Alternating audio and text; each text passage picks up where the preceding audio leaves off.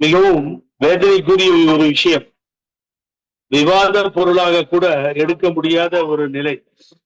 என்னன்னு கேட்டீங்கன்னா, நீங்க 2011ஆம் ஆண்டு, நீங்க நம்ப மாட்டீங்க, 2011ஆம் ஆண்டு அந்த காலகட்டத்தில் இந்த அத்தி கடவு அவிநாசி திட்டம் முடப்பில் போடப்பட்டது. பல போராட்டங்கள், பல கோரிக்கைகள், கொங்கு நாட்டினுடைய விவசாய மக்கள் அதை கையில எடுத்து வாழ்வாதார பிரச்சனை, ஒரு ஏதாவது ஒரு விடிவு காலம் பிறக்குமான்னு பார்த்திருந்த நேரம் ராஜவேலு.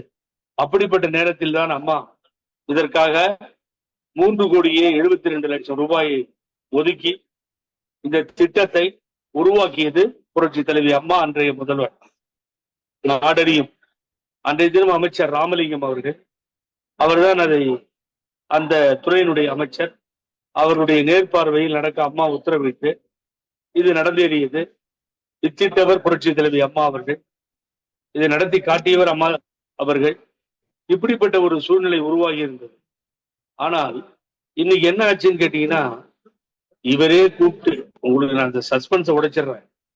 திரு செங்கோட்டையன் அவர்கள் சொன்ன வார்த்தைகள்லாம் நீங்க பாத்தீங்கன்னா, அவர் ஆரம்ப காலகட்டத்திலிருந்து நாதியிலாரை நாடறிய செய்தார் புரட்சி தலைவி அம்மா நாங்க சொல்லுவோம். அப்படிப்பட்டவர் எங்களை எல்லாம் நாடறிய செய்த ஒரு தாய். அந்த தாயை தலைவியாக ஏற்று புரட்சி தலைவர் எம்ஜிஆரின் பொன்மன செம்மலின் பொக்கிஷத்தை நாங்கள் அம்மாவாக உரிமையாக கொண்டாடி தலைவியாக ஏற்று எத்தனையோ திட்டங்களை தந்தார்கள். அதையெல்லாம் முன்னிறுத்தி நாங்கள் தலைமையேற்ற அந்த தாய் கொண்டு வந்த திட்டம் தான் அந்த திட்டம்.